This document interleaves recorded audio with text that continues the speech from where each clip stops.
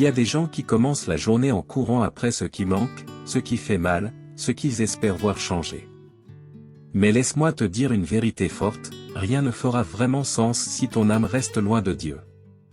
Ce n'est pas l'argent, ni les bénédictions, ni les réussites, c'est sa présence. Ce vide intérieur ne se remplit pas avec des réponses, mais avec la communion. Et parfois, nos prières les plus puissantes sont des soupirs silencieux. Tu as peut-être l'impression de faire tout ce qu'il faut, mais il y a toujours ce vide, cette distance. Tu pries, tu crois, tu avances, mais Dieu te semble loin. Et si je te disais que c'est justement là, dans ce silence, que le ciel se rapproche? Le plus grand mensonge, c'est de croire que Dieu n'écoute que ceux qui crient fort.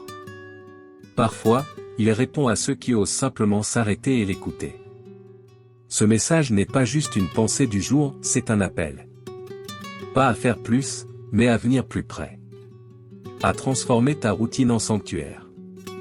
Jésus ne veut pas être ton dernier recours, mais ta maison. Et quand tu choisis sa présence avant tout, même tes désirs les plus profonds commencent à se réaligner. Aujourd'hui, tu vas découvrir que la présence de Dieu est bien plus puissante que n'importe quelle solution que tu attends. Tu comprendras pourquoi certains silences sont en réalité des cris qui percent le cœur du Père. Et tu verras comment une simple prière du matin peut tout changer. Même toi. Il y a des moments où le silence fait plus de bruit que n'importe quel vacarme. Tu restes là, immobile, sans mots, mais ton cœur hurle en silence. Ce n'est pas un manque de foi, c'est juste trop de douleur accumulée. Et parfois, tu ne sais même pas ce que tu demandes à Dieu. Tu sais juste que tu as désespérément besoin de lui. La Bible montre que Jésus lui-même a vécu ce genre de silence au jardin de Gethsémani. Il s'est éloigné, est tombé face contre terre et a prié avec une angoisse profonde, Matthieu 26, 39. Ce n'était pas une prière bien formulée, c'était un cri d'âme. Quand tout est brisé à l'intérieur, les mots deviennent simples mais touchent directement le cœur de Dieu. Il comprend les soupirs que nous n'arrivons même pas à exprimer, Romains 8h26. Ce silence-là n'est pas vide, il est lourd de sens. Il parle de nuit sans réponse, de larmes versées dans l'ombre, de pensées qu'on n'a confiées à personne. Et c'est dans ces espaces-là que Dieu agit en profondeur. Le bruit peut masquer la vérité, mais le silence la met à nu. C'est dans cette absence de son que naît la vraie intimité. Job a dit, « Mon oreille avait entendu parler de toi, mais maintenant mon œil t'a vu. » Job 42, 5. Et tu sais quand il a dit ça? Après le chaos, après ce silence écrasant. La foi ne pousse pas dans les réponses rapides, mais dans l'attente douloureuse. Et Jésus est toujours plus proche qu'on ne le pense dans ces moments-là. Si tu traverses un silence comme celui-là, sache que Dieu n'est pas loin. Il entend ton cri, même s'il ne fait pas de bruit. Respire. Dis-lui ce que tu peux. Même un simple « Seigneur, je n'en peux plus » devient une prière puissante. C'est dans ce type de prière que sa présence devient la réponse. Et ce n'est que le début. Il y a des bénédictions qui ne valent rien si Dieu n'est pas là. Moïse l'a compris. Il a dit à Dieu, « Si ta présence ne vient pas avec nous, ne nous fais pas partir d'ici » Exode 33, 15. Ce n'est pas la terre promise qu'il désirait, mais celui qu'il avait promise. Parce que ce qui rend un lieu sacré, ce n'est pas l'endroit, c'est la présence du Seigneur. Trop souvent, on cherche les mains de Dieu au lieu de chercher son visage. On veut les réponses, les miracles, les solutions, mais on oublie que rien de tout cela n'a de sens sans sa présence. Moïse aurait pu recevoir le pays, la victoire, la liberté, mais il préférait renoncer à tout plutôt que d'avancer sans Dieu. C'est ça, la vraie foi, une dépendance totale à la présence divine. La foi n'est pas une transaction. Ce n'est pas « je crois pour obtenir ». C'est « je crois pour rester proche de Dieu », peu importe ce qu'il donne ou retient. Quand tu choisis la présence plutôt que la promesse, tout change. Même le désert devient un lieu de gloire. Et même dans l'attente, tu peux marcher dans la paix. La Bible dit que, là où est l'Esprit du Seigneur, là est la liberté, 2 Corinthiens 3h17. Sa présence libère, console, dirige et transforme. C'est elle qui fait la différence entre marcher dans l'incertitude ou marcher dans l'assurance. Les promesses sont magnifiques, mais elles doivent toujours te conduire vers la personne de Jésus, pas juste vers ce qu'il peut faire. Alors ne cours pas après ce que Dieu peut te donner. Recherche-le, lui. Choisis la présence. Plante-toi là où il est, même si tu ne comprends pas tout. Parce que sa présence change tout. Et c'est souvent quand tu t'attaches à sa présence que quelque chose commence à bouger, même en silence. Il existe une soif qui ne vient pas du manque, mais de l'amour. David, dans ses psaumes, ne priait pas seulement pour des solutions, il criait pour la présence de Dieu. Il disait, « Mon âme a soif de Dieu, du Dieu vivant », Psaume 42, 2. Ce désir naît d'une rencontre réelle avec Jésus, pas d'un besoin matériel. Et une fois que tu as goûté à sa présence, rien d'autre ne te suffit. Il ne s'agissait pas d'une quête émotionnelle ou religieuse, mais d'un feu intérieur. David ne voulait pas un moment spirituel de plus, il voulait habiter avec Dieu. Ce n'est pas une émotion passagère, c'est une obsession sainte. Quand tu touches un fragment du ciel, ton cœur en veut davantage. C'est là que commence le vrai réveil. Ce désir change tes priorités, ton langage, tes habitudes. Ce n'est plus « j'ai besoin de quelque chose ». C'est « je ne veux rien si Dieu n'est pas dedans ». C'est ce genre de faim qui ouvre les cieux. La Bible dit « Heureux ceux qui ont faim et soif de justice, car ils seront rassasiés » Matthieu 5:6. Ce n'est pas une faim normale, c'est une faim spirituelle. Plus tu t'approches de Dieu, plus cette faim devient pure. Tu ne cherches plus des expériences, mais une habitation. Comme l'arche de l'alliance restait au centre du peuple, tu veux que Dieu soit au centre de ta vie. Tu veux qu'il prenne toute la place. Et c'est ce désir qui transforme la prière en feu vivant. Si ton cœur brûle pour plus de Dieu, ne l'étouffe pas. Ce désir est un appel divin, une invitation au profond. Nourris-le avec la Bible, avec la prière, avec la foi. Jésus ne rejette jamais une âme qui le cherche de tout cœur, Jérémie 29, 13. Et plus tu t'approches, plus tu verras que même le silence devient sacré quand Dieu habite ton cœur. Dans un monde qui valorise l'agitation, Marie a choisi de s'asseoir. Pendant que sa sœur Marthe s'activait, elle s'est simplement posée aux pieds de Jésus. Ce geste, simple en apparence, était une déclaration puissante. Ce moment avec Dieu vaut plus que tout ce que je pourrais accomplir. Et Jésus lui-même l'a confirmé, Marie a choisi la bonne part, Luc 10h42. Ce que Marie a compris, c'est que la présence précède le service. Avant de faire pour Dieu, il faut être avec Dieu. Beaucoup veulent agir, prier, prêcher, mais oublient de s'asseoir d'abord. Jésus ne cherche pas des performances, mais des cœurs rendus. Et parfois, le silence d'une âme attentive parle plus fort qu'un sermon.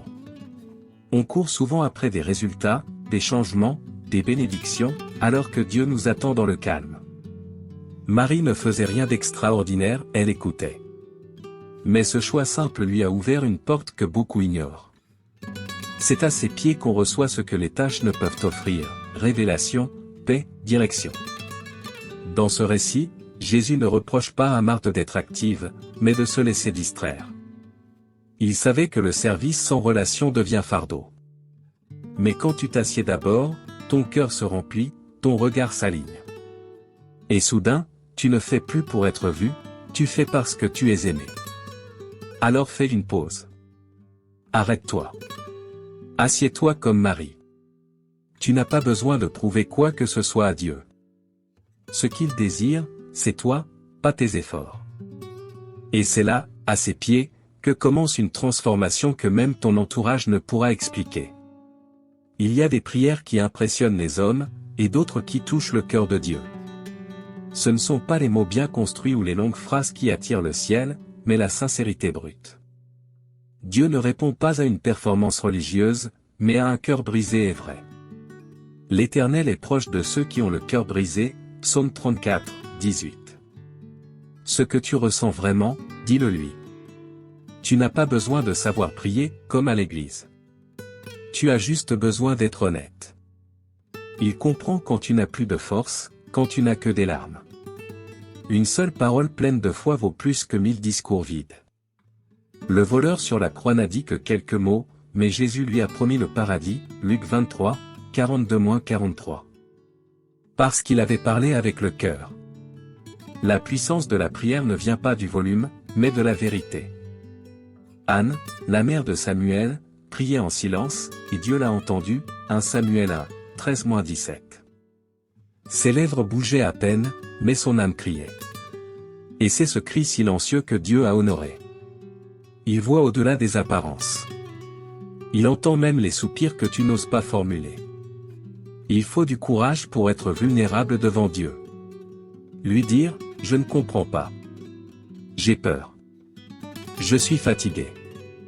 Ce n'est pas un manque de foi, c'est de l'intimité.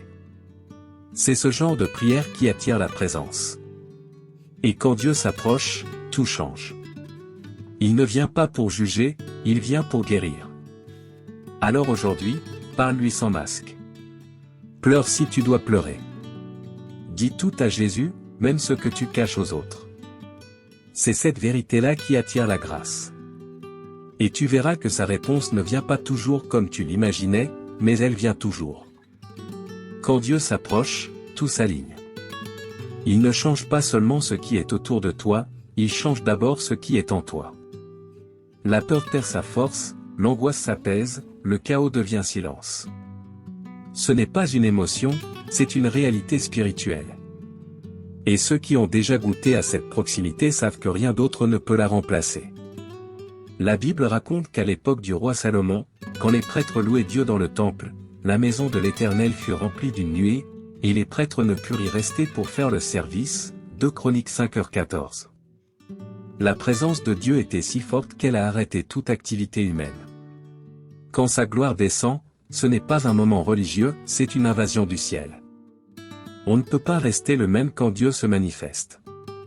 Moïse descendait de la montagne avec le visage brillant, juste parce qu'il avait parlé avec Dieu, Exode 34, 29. Même son apparence physique avait été transformée. Ce n'est pas seulement symbolique, la proximité avec Dieu laisse des marques visibles. Et ces marques parlent plus fort que nos mots. Tu peux avoir tous les talents du monde, mais sans la présence, tu n'as pas d'impact durable. Inversement, même une personne simple devient puissante quand elle est remplie de Dieu. C'est pourquoi il ne cherche pas des experts, mais des cœurs disponibles. Quand il vient, il ne te rend pas seulement plus fort, il te rend plus semblable à Jésus.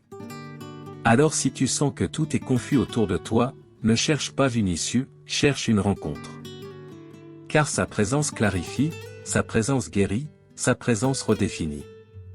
Approche-toi, et regarde comment ta perception, ton langage, et même tes combats vont commencer à changer. Quand Dieu se rapproche, ton cœur commence à changer sans que tu t'en rendes compte.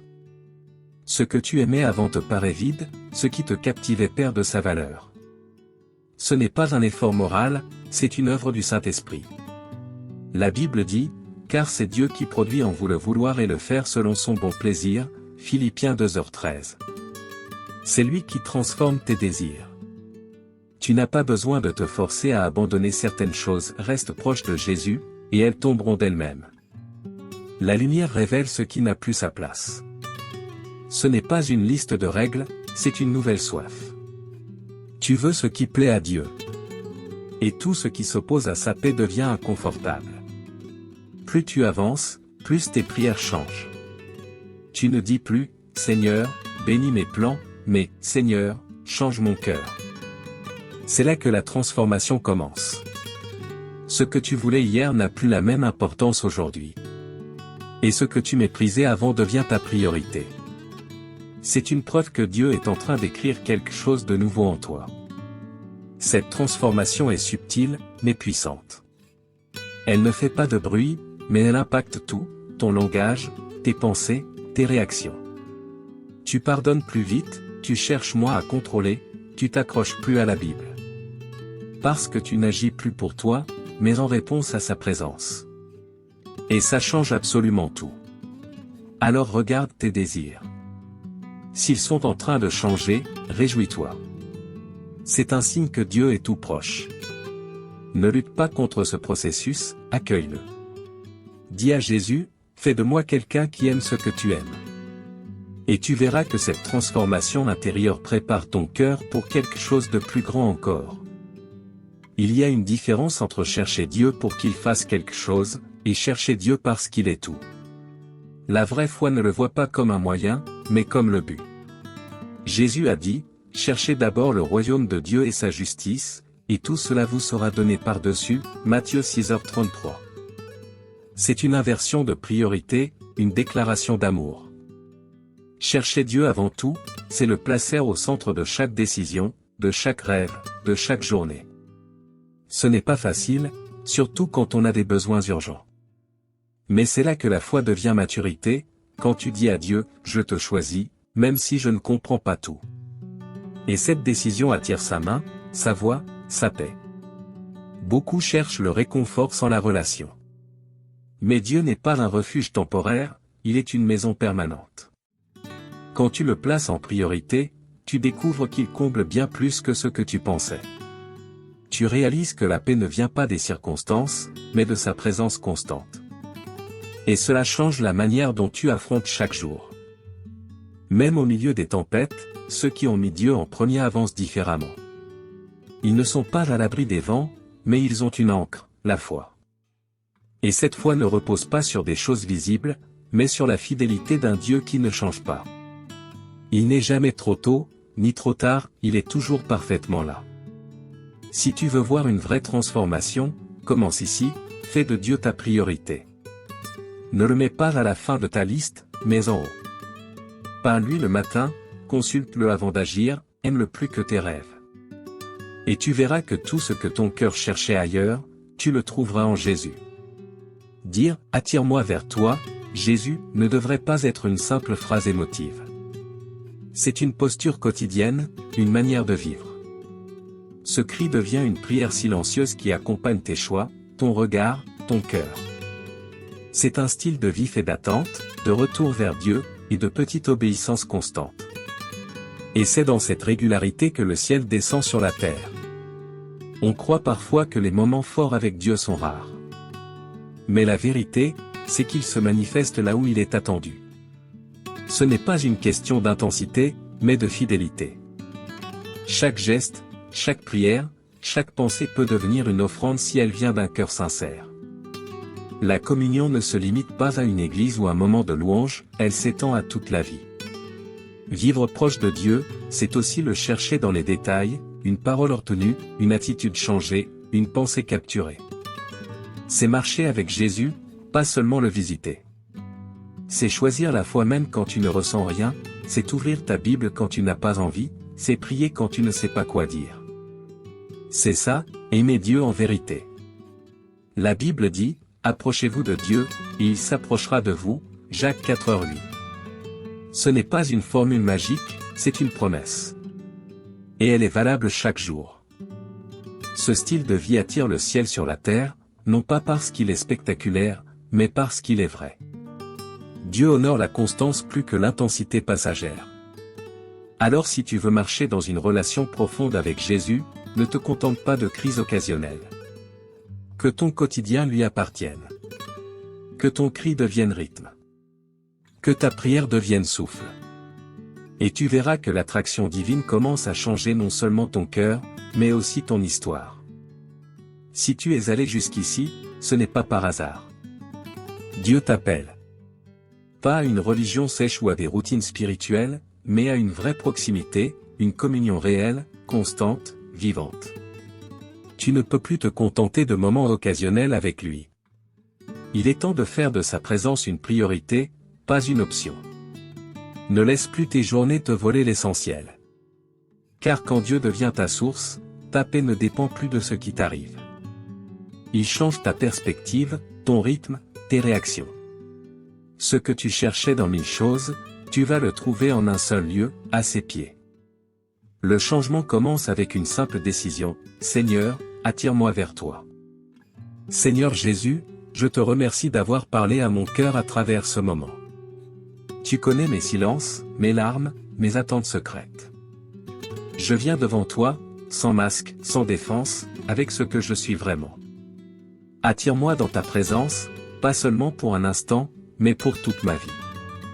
Que mon cœur apprenne à t'aimer plus que tout. Pardonne-moi pour les fois où j'ai cherché les promesses sans rechercher ton visage. J'ai souvent couru après des solutions, alors que toi, tu étais la seule réponse. Aujourd'hui, je veux revenir à l'essentiel. Je veux être comme Marie, m'asseoir à tes pieds et te choisir, toi. Car ta présence vaut plus que tout ce que ce monde peut offrir. Change mes désirs, Seigneur. Remplis-moi de ton esprit. Que ce qui m'attirait hier perde son pouvoir, et que ton amour devienne ma plus grande passion. Je ne veux plus vivre à moitié, je veux te suivre de tout mon cœur. Sature mon âme de ta parole, de ta vérité, de ta lumière. Seigneur, apprends-moi à faire de chaque jour un lieu de rencontre avec toi. Que je te cherche dans le calme, dans la prière, dans les choix simples. Ne me laisse plus vivre en surface. Je veux plonger dans ton intimité, te connaître en profondeur. Marque ma vie par ta présence. Merci Jésus, car je sais que tu m'as écouté. Je sais que même maintenant, tu es là, près de moi. Et je te promets, je ne te chercherai plus seulement pour ce que tu peux faire, mais pour qui tu es. Garde-moi dans ta paix, et dirige mes pas. Je t'aime, Seigneur. Amen. Si ce message a touché ton cœur, écris-moi en commentaire, Seigneur, attire-moi vers toi. N'oublie pas de t'abonner à cette chaîne, d'activer la cloche pour ne rien rater, et surtout, partage cette prière avec quelqu'un qui a besoin de se rapprocher de Dieu aujourd'hui.